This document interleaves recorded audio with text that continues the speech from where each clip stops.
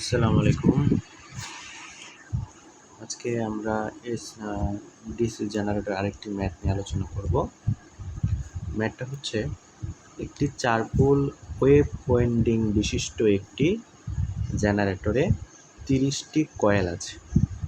প্রতিটি কয়েলে 4টা পাক আছে, অর্থাৎ এক একটা কয়েলে 1, 2, 3, 4 এরকম 4টা পাক আছে এবং প্রত্যেক কয়েলের রোধ আছে 0.012 ওহম। আর্মেচার কারেন্টের মান 40 অ্যাম্পিয়ার। আর্মেচার 1300 আরপিএমে ঘোরালে প্রান্তিক ভোল্টেজ কত হবে, অর্থাৎ বিটি টার্মিনাল ভোল্টেজ মানে প্রান্তিক ভোল্টেজটা বের করতে বলা হয়েছে। পোলের কার্যকরী ফ্লাক্সের মান 50 মিলি ওয়েবার দেওয়া আছে। তাহলে আমরা এই ম্যাথটা সমাধান করার ক্ষেত্রে প্রথমে কোন কোন অংশগুলো দেওয়া আছে এই পার্টটাকে আলাদা করে নেব। তাহলে প্রথমেই এখানে বলা আছে যেহেতু 4 পোল ওয়েভ ওয়াইন্ডিং, ওয়েভের ক্ষেত্রে এর মান 2 হয়, 2টা ভাগে যেহেতু ভাগ হয়ে যায়, আর পি এর মান যেহেতু 4 লেখা আছে, পোলের মান 4। আর্মেচার কারেন্ট বলা ছিল যে 40 অ্যাম্পিয়ার, সে মানটা এখানে দেওয়া আছে। ঘূর্ণন সংখ্যা ছিল 1300 আরপিএম, ফ্লাক্স 50 মিলি ওয়েবার।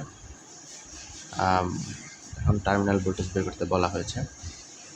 তাহলে কী কী দেওয়া আছে এবং কী দেওয়া নেই এখানে যদি আমরা সোজাভাবে লক্ষ্য করি, এপির মান দেওয়া আছে, আই এর মান দেওয়া আছে, এন এর মান দেওয়া আছে, পায়ের মান দেওয়া আছে। তাহলে এখান থেকে আমরা টার্মিনাল ভোল্টেজ বের করার ক্ষেত্রে আমাকে অবশ্যই ওই সূত্রটা কাজে লাগাতে হবে, যেটা হচ্ছে easy is equal to V plus I R এ, এই সূত্রটা। তো এখানে যেহেতু ভি এর মানটা আমি বের করবো, তাহলে ইজির মান বের করতে হবে। ইজির মান বের করতে হলে ফ্লাক্সের সূত্রটা বের করতে হবে। তো এটা কি ধাপে ধাপে আমরা কীভাবে করব সেই বিষয়টি নিয়ে আজকে আলোচনা করব। প্রথমে যেহেতু ডাকে জেটের মানটা দেওয়া নেই, ট্রানের মান দেওয়া ছিল, প্রতিটি 30টি কয়েল আছে, 30 জনের কুল সংখ্যা আছে 4টি। তাহলে কয়েলের ট্রান আমরা বের করে নিয়েছি। কয়েলের 30টি কয়েল আছে, কয়েল সংখ্যা এবং পোলের সাথে গুণ করে 120 হয়েছে। এবং কন্ডাক্টর সংখ্যার আমরা সূত্র জেট ইজ ইকুয়াল টু 2টি। তাহলে 2 এর সাথে টি এর মান যদি আমি গুণ করে দিই, তাহলে আমি জেটের মান বের করে ফেলতে পারবো। এই জেটের মান যদি আমি বের না করি, তাহলে আমরা ইজির যে মানটা সেটা বের করতে পারবো না। কারণ হচ্ছে ইজির বের করার যে সূত্র আছে, সেই ক্ষেত্রে ওই যে এই অঙ্কটা আমাকে বের করতে হবে। এখানে জেট আছে, তাই আমাকে জেটের মান বের করে নিতে হবে। তাহলে এখন আসি, প্রতিটি কয়েলের রোধ দেওয়া আছে 0.1012 ওহম, কিন্তু কয়েল যেহেতু 30টা আছে, তাই 30টা কয়েলের রোধ বের করলাম, গুণ করে 0.36 হচ্ছে। এবং প্রতিটি প্যারালাল পথ যেহেতু ইজ ইকুয়াল টু 2, তাহলে 2টা পথ আছে, তাহলে 2টা মানেই প্যারালাল। তাহলে মোট রোধ 2 দ্বারা ভাগ করলে প্রত্যেকটা পথে 0.18 করে আসছে। তাহলে আর্মেচার কারেন্টের মানটা কত আসবে? 0.18/2, 0.09 ওহম। এই আর্মেচার কারেন্টের মান বের করার জন্যই আমার এই কাজগুলো করতে হয়েছে। তাহলে এখন আর এর মান আমি জানি।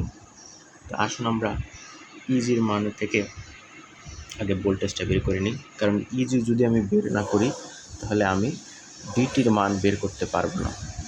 তাহলে ইজি ইজ ইকুয়াল টু কি, পাই যে 10V/60। পায়ের মান দেওয়া ছিল 50 মিলি ওয়েবার, 50 × 10⁻³ হবে। জেটের মান বের করেছি 200, আমি এটা এখানে রেখে দিয়েছি 240। এন এর মান 1300 আরপিএম দেওয়া ছিল, আর পি হচ্ছে 4, কুল সংখ্যা 4 হবে।